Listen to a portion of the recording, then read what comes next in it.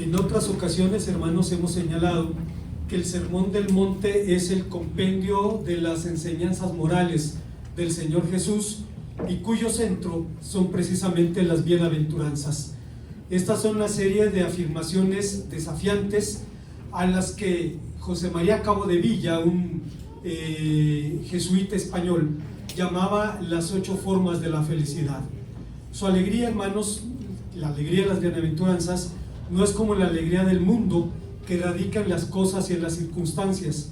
La alegría de las bienaventuranzas radica en la participación de los propósitos de Dios para el mundo, aunque humanamente hablando parecieran no proveer muchos motivos de satisfacción personal. Demandan el costo del discipulado, la renuncia, la negación, el seguimiento, la imitación de Jesucristo y la vida crucificada. Seguramente de las bienaventuranzas, si no la más, una de las más desafiantes, tiene que ver con esta: bienaventurados los que tienen hambre y sed de justicia. Es la más desafiante, pero es también la que más exige y la que más promete. La bienaventuranza está dirigida a aquellos que anhelan justicia con todo su corazón, porque si solo descansara en los justos, entonces nadie sería digno de esta bienaventuranza. ¿Qué significa tener hambre y sed de justicia? ¿De qué clase de justicia está hablando y qué significa ser saciados? En búsqueda de respuestas a estas preguntas, les invito a considerar las enseñanzas de este texto. Antes, hermanos, de pensar en las enseñanzas de esta bienaventuranza, debo recordar que por la forma como se redactaron las bienaventuranzas, sabemos que no son un sermón. Y lo sabemos porque Mateo 5:1 dice: viendo la multitud subió al monte y abriendo su boca les enseñaba diciendo. En griego es el tiempo imperfecto, que equivale al copretérito en español, que describe una acción pasada pero continua. Si yo dijera, por ejemplo, cuando era niño fui a la Ciudad de México, o cuando era niño iba a la Ciudad de México, estoy hablando de acciones en el pasado, pero en el primer caso de una acción que se hizo una sola vez, en el segundo caso una acción que se repetía en el pasado. Cuando dice que abriendo su boca les enseñaba diciendo, está diciendo Mateo que era la manera usual de hablar del Señor. Mateo era contador y clasifica los contenidos en el Evangelio por parábolas, por milagros, por bienaventuranzas, siguiendo un orden muy estricto, un orden editorial que evidencia la formación profesional del autor. Era la manera como Cristo enseñaba. Además de esto, sería casi imposible que su auditorio pudiera escuchar todo el Sermón del Monte y entender cabalmente lo que estaba diciendo. Para entenderlo necesitamos una serie de sermones. Para entenderlo necesitamos comentarios bíblicos, diccionarios bíblicos, etcétera, etcétera. Era la forma como el Señor hablaba, y en este caso en particular habla de una de las bienaventuranzas más desafiantes y más prometedoras. Hay cuando menos 2 enseñanzas que encuentro en este pasaje. La primera de ellas es la identidad de los que tienen hambre y sed de justicia. Comentando esta bienaventuranza, Dietrich Bonhoeffer, un pensador alemán del siglo pasado, decía: Jesús habla a los discípulos, habla a los que se encuentran bajo el poder de su llamado. Este llamado los ha hecho pobres, perseguidos, hambrientos. La proclama bienaventurados, no es por su escasez o por su renuncia, ni la una ni la otra constituyen un fundamento para cualquier clase de bienaventuranza. El único fundamento válido es el llamado y la promesa. Lo que Bonhoeffer estaba diciendo es: estos son bienaventurados primero porque son llamados por Cristo, y en segundo lugar porque son depositarios de su promesa. Todavía, hermanos, se sigue discutiendo, por ejemplo, el asunto del llamado de Mateo. Cuando los evangelios hablan del llamamiento de Mateo, dice que el Señor pasó por allí. Mateo estaba sentado en el banco de los impuestos y el Señor le dice: sígueme, y dejando todo lo siguió. Y los comentaristas bíblicos se esfuerzan en tratar de explicar por qué Mateo lo dejó todo ante el simple llamado. Habría conocido al Señor, había escuchado sus enseñanzas, habría visto uno de sus milagros, pero Bonhoeffer dice: hay una sola razón que explica la relación entre el llamado y la obediencia, y la razón es que era Cristo quien estaba llamando. Piense en su propia vida. Si usted está aquí por el mismo hecho, porque el que lo llamó fue Jesucristo, porque el llamado venía de Él, porque con el llamado venía también la promesa, y por eso dice Bonhoeffer, ni la pobreza, ni la negación, ni la renuncia son el fundamento, sino la gracia en la que se fundamentan o en la que se basan el llamado y la promesa. En otras palabras, Bonhoeffer dice que son bienaventurados solo los que son llamados y los que son partícipes de esta promesa. Pero empezando por el principio, el primer desafío que entraña esta bienaventuranza es entender el significado de justicia, uno de los términos centrales de la Biblia que con peculiaridades tiene una enorme gama de significados. De forma general se dice que justicia es conformidad con la norma, fidelidad a la comunidad, conformidad con el orden y la rectitud, etc. Pero ninguna de estas expresiones puede agotar los significados de esta realidad, no abarca la totalidad de los significados bíblicos. Justicia es más bien un concepto relacional. El vocablo hebreo tzedaká, que en el Nuevo Testamento se traduce como justicia, apunta tanto al hombre como a Dios. La justicia no expresa esencialmente la concordancia con algunas normas, sino más bien la adecuación del comportamiento en una relación bilateral, es decir, en nuestra relación con Dios.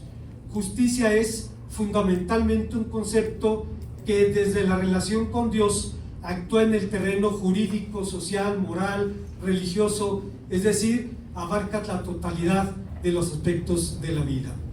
El viernes pasado terminó la escuela bíblica de vacaciones en Peñuelas.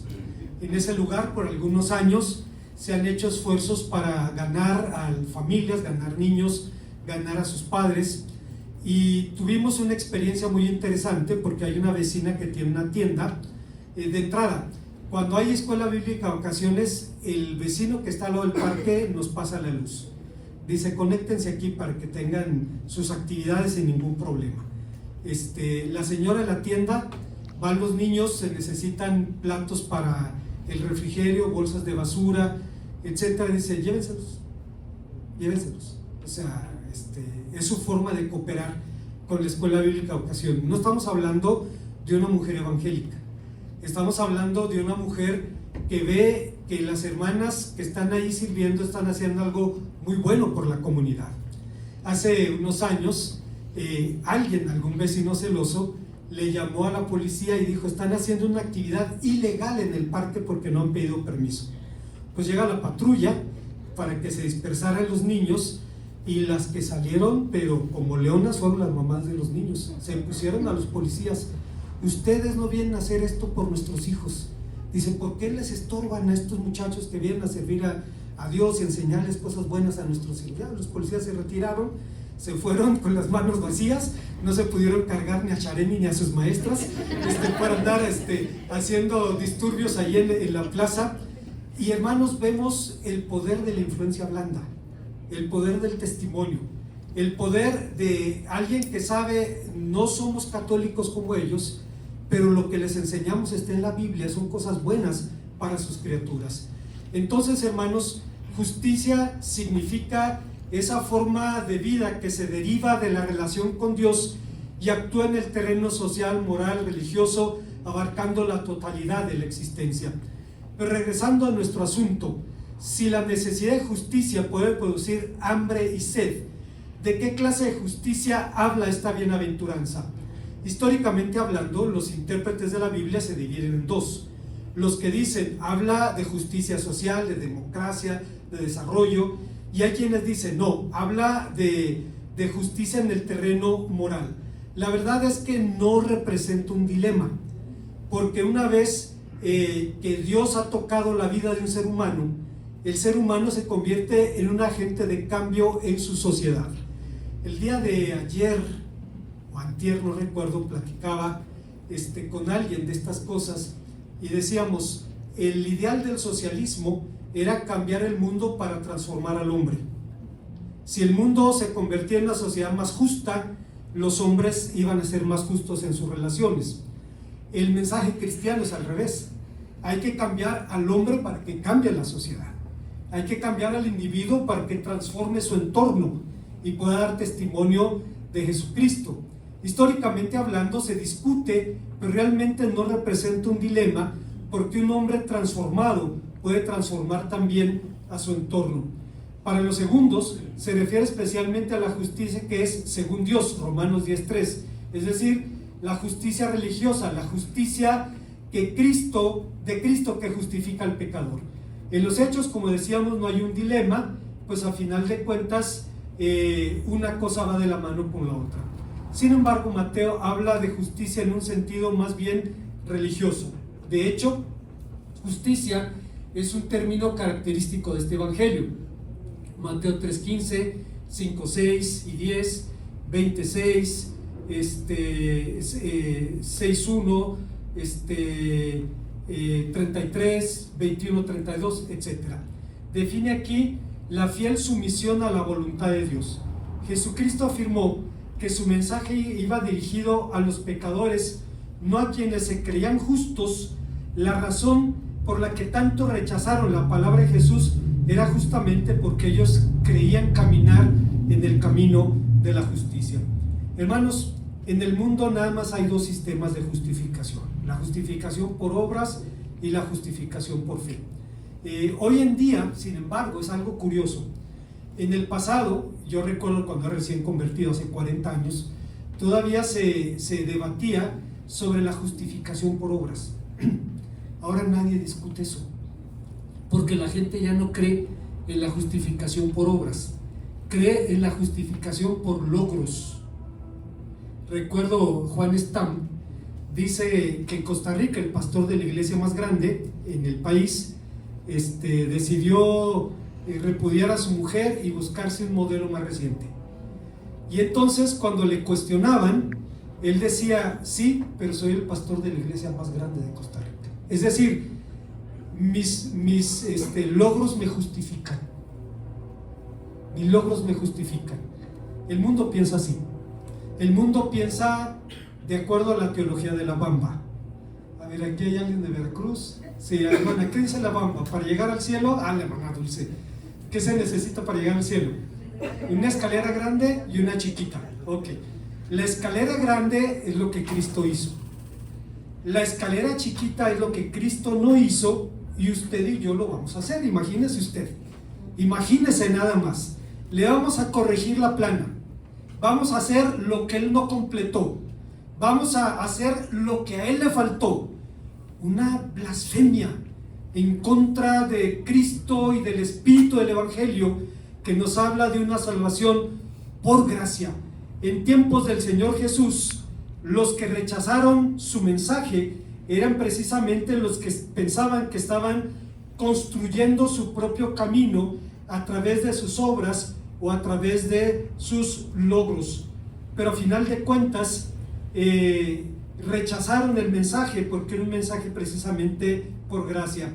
Construyeron sus sistemas religiosos para satisfacer sus propios estándares de justicia y no contemplaron la posibilidad de la justicia, que es un don gratuito, accesible por medio de la fe, tal como estaba en la Biblia desde el principio. Génesis 15, versículo 6.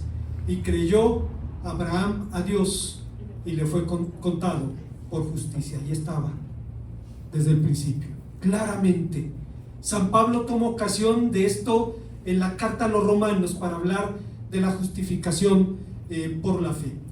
Bueno, Lutero después diría que esta justicia es extraña, porque extraño viene del latín extra nos, es decir, viene de fuera de nosotros, no es de nosotros, viene de fuera de nosotros, viene de Dios y de su gracia, y se encarna por la fe en la vida del creyente. ¿Quiénes son entonces los que tienen hambre y sed de justicia? Todos aquellos que la anhelan con pasión, aquellos para quienes la justicia es un asunto de vida o muerte. Alguien dijo al respecto: aquí Jesús convierte a dos elementales instintos humanos, el hambre y la sed, en un oficio espiritual. En todas las personas hay hambre de alimentos, de amor, de Dios, pero aquí hablamos de hambre y de sed apasionados por la bondad y por la santidad, tanto en la vida del individuo como en la vida de la comunidad. Lo interesante, hermanos, es que estos no son conceptos teóricos.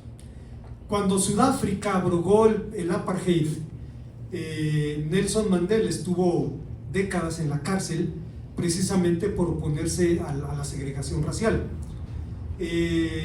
Cuando fue juzgado, le dijo al juez: estoy aquí por mis convicciones y estoy listo para morir por lo que creo. Y el juez dijo: quiere que lo haga mártir, lo voy a dejar que se refunda en la cárcel. Y estuvo décadas allí. Cuando el sistema estaba colapsando, Peter Botha se comunicó con Nelson Mandela y le dijo: estamos listos para negociar. Y dice Mandela: no hay nada que negociar, abroguen el apartheid y luego hablamos. Cuando lo hicieron, el problema es que ahora el poder lo tenían los negros, los africanos, y los blancos eran vistos como el enemigo del que había que vengarse. Pero Mandela pasó décadas en la cárcel conociendo también a los blancos y entendió algo muy claramente: la economía y el ejército lo tienen ellos. Entonces, si vamos por este camino, vamos a una guerra civil. Pero había crímenes de odio, había genocidio. ¿Qué hacer en esos casos? Instituyeron la Comisión de la Justicia y la Verdad, en donde los delincuentes confesaban sus crímenes delante de los familiares de las víctimas, y los familiares de las víctimas tenían que perdonarlos, porque dijeron: ojo por ojo, diente por diente, y dentro de poco todos vamos a estar tuertos y chimuelos. No va por allí. Y entonces pensaron: debe haber otro modelo de justicia, la justicia restaurativa. Ok, si lo existe, lo confiesas, te perdono. Y el país se salvó de una guerra civil con un concepto tan claro y tan bíblico como está en la palabra. Hay una segunda enseñanza que encontramos en este pasaje, y es que el texto nos habla de la promesa a los que tienen hambre y sed de justicia. En el idioma en que se escribió el Evangelio de Mateo, esta bienaventuranza está redactada de tal forma que da a entender que el hambre y la sed no son por algo de justicia, o por alguna forma de justicia, sino por la totalidad de la justicia. Un hambre de pan puede saciarse con algo de pan. Cuando Bonhoeffer estuvo en un campo de concentración, dice: descubrí que un hombre puede sentirse satisfecho con un pedazo de pan duro. Fisiológicamente pasa algo, el estómago se reduce y entonces la persona se sacia con muy poco, y sobrevivió así hasta que finalmente fue ejecutado. No se necesitan muchos litros de agua para saciar un sediento, y por eso cuentan aquella historia en la que había algunos manifestantes en la Plaza de la Revolución en La Habana gritándole a Fidel: Fidel, tenemos hambre, Fidel, tenemos hambre. Y Fidel les dice: no tienen hambre, tienen sed. No, tenemos hambre. A ver, denle agua. Le dan un litro de agua al que estaba gritando. Ok, ya se lo tomó, denle otro. ¿Quieres comer? No, ya ves, tenías sed, no tenías hambre. La verdad, hermanos, es que no se necesita mucha agua para saciar a un sediento, pero el hambre y sed de justicia solo pueden saciarse con toda la justicia. Pero si la demanda de la bienaventuranza es desafiante, su promesa es más alentadora. Los hambrientos y sedientos serán totalmente saciados, y aquí la palabra significa atiborrar, cebar, engordar, palabra empleada para hablar de la forma como se engorda el ganado, porque viene de la misma raíz que se usa para forraje, como en Mateo capítulo 6 versículo 39. Pero como resulta claro, una promesa semejante solo puede tener un cumplimiento perfecto en el futuro, pues en la Biblia promete cielos nuevos y tierra nueva donde more la justicia. Hace muchos años, hermanos, nos dimos cuenta que los sistemas de justicia no administran la justicia, administran la legalidad. La justicia es lo que se debe, la legalidad es lo que se puede. Hermanos, ni siquiera una pena de muerte a un asesino es un acto de justicia, porque no va a devolverle la vida al muerto y porque no va a quitarle el dolor a su familia. Es un acto de retribución, y en lo personal, hermanos, yo creo firmemente que la pena de muerte no se sostiene con el mensaje total de la Biblia. En el Antiguo Testamento se podía matar a homosexuales, a brujas, a hijos rebeldes. Hoy no se puede hacer eso. Y la otra cuestión es que cuando nació el Estado de Israel, heredero directo de la tradición rabínica, fue una nación cuya constitución no contemplaba la pena de muerte, que fue enmendada para los casos de crímenes de lesa humanidad, es decir, crímenes contra el pueblo judío, el caso del SS coronel Adolf Eichmann, entre otros, ¿no? Pero fue el único caso en donde se contempla la pena de muerte, y siendo herederos directos de la tradición judía, dicen, la pena de muerte no es bíblica.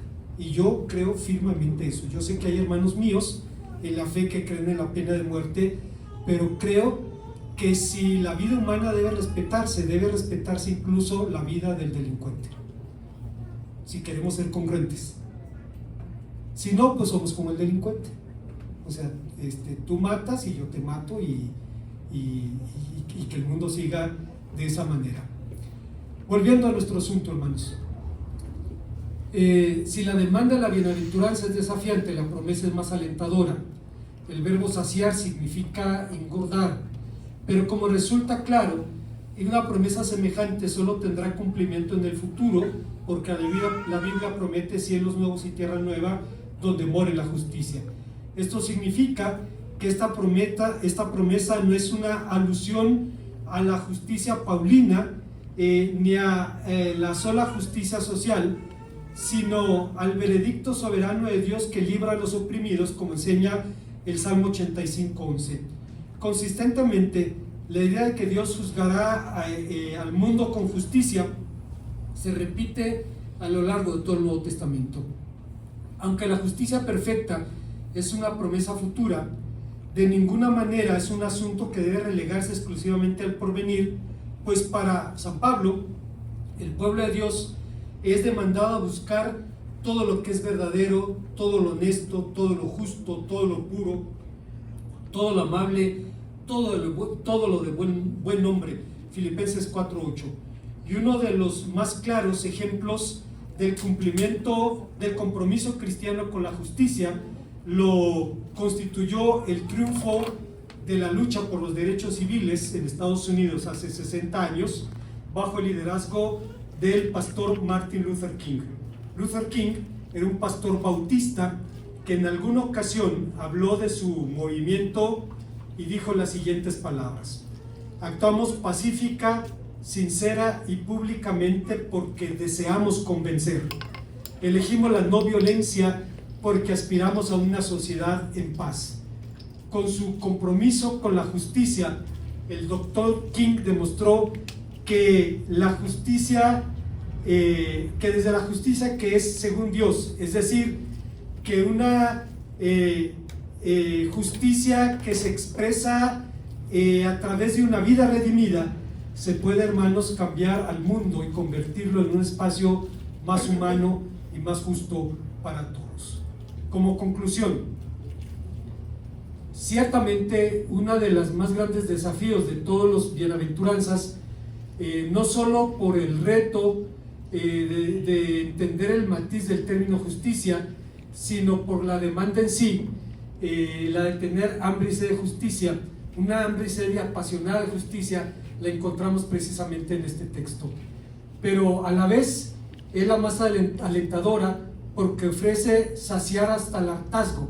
Es verdad que el creyente espera cielos nuevos y tierra nueva donde more la justicia, pero eso no le exime del deber de trabajar para hacer este lugar un mundo más humano y más justo. Hermanos, en Pie de Gallo, un pueblo de migrantes realmente, la gente que ha migrado a Estados Unidos ha ido allá para aprender lo peor que se puede aprender allí. Armas, drogas, pandillas. Hay muchas cosas buenas que aprender allá, y la mejor de todas es el Evangelio. Pero la gente no va a aprender lo bueno, va a aprender lo malo. En Pie de Gallo, usted no puede ir a un barrio si es de otro barrio. Lo van a golpear si se mete allí. Los únicos que pueden andar de barrio en barrio son los cristianos. Son los únicos que pueden ir a visitar enfermos, orar por ellos, compartir la palabra, y nadie los molesta. Porque hay una buena opinión de la comunidad. Hay una buena opinión de estas personas que vienen a hacer algo bueno. Claro, hay un celo religioso también. Si los cristianos van a visitar una familia, al otro día van a estar los de la parroquia allí diciéndole: no te crean lo que te dijeron. Pero al final de cuentas, hermanos, hay un buen testimonio. Yo me acuerdo, hace unos años, llegó el hermano Tim, voy a recordar su nombre, un diácono de Red House, Armstrong. Llega el hermano y está en la escuela bíblica y dice: pues voy a repartir folletos. Toma un paquete de folletos y se sale a tocar puertas. Y la primera puerta que toca, le sale un Danny Trejo, el de la película Machete, así, pelo largo, tatuado, ay carnal, el hermano Tim ya no sabía ni qué hacer. Y en eso afortunadamente venía el pastor. Y llega el pastor: ¿qué pasó, primo? Pásenle, primo, pásenle. Dice Tim: no, nos dieron tacos de papa. Dice: nunca la había probado en tacos dorados. Dice: es deliciosa. Dice: pero la verdad, se le cayeron los calcetines, hermanos, cuando vio al Danny Trejo ahí parado en la puerta, pues un pandillero todo tatuado. Y dice: y sin embargo les abrió la puerta y escuchó lo que le quisieron compartir y lo que le hablaron, porque hay un buen testimonio en la comunidad. Estamos hablando de la influencia blanda, de la influencia del buen testimonio que puede cambiar vidas. En Peñuelas, hermanos, llega un hombre joven con sus hijos y le dice a la hermana Adriana, a mi hija, Charen, dice: mira, él fue uno de mis primeros alumnos hace 10 años. Dice: ya es papá, ya trae a sus niños, y trae a sus niños entusiasmado porque él recuerda lo que le enseñaron aquí. Y podemos decir, a lo mejor puede pasar tiempo para que esa gente finalmente se rinda a Cristo, pero al final de cuentas es el testimonio. Dice el apóstol San Pedro: haciendo el bien, hagáis callar la ignorancia de los hombres insensatos. ¿Cómo entonces, hermanos, de qué habla entonces la Biblia cuando habla de justicia? El concepto bíblico de paz, shalom, apunta más que a la ausencia de guerra, apunta a la materialización de todo lo que contribuye al bienestar y a la prosperidad material y espiritual del individuo y de la comunidad. Si bienaventurado significa dichoso o feliz, ¿en qué sentido trae felicidad al hombre de fe semejante anhelo de justicia? Lo hace dichoso porque se pone en armonía con la voluntad de Dios, quien no solo es justo, llama a la justicia, sino que también es la medida de toda rectitud. Lo hace dichoso al materializar con su servicio o con su influencia los propósitos de Dios para la sociedad humana, y finalmente lo hace dichoso al esperar confiadamente en la concreción de los eternos designios de Dios para su creación. Hermanos, el propósito de Dios para nosotros, para los seres humanos, es de bien y no de mal, es de gracia, es de misericordia, y es a través de vidas que testifiquen de Cristo cómo podemos llamar a los otros al camino. Decía Francisco de Asís, vamos a predicar, y si es necesario, usemos la palabra. ¿Qué quería decir? Testificas con tu vida, y cuando te pidan razón de tu fe, la puedes compartir.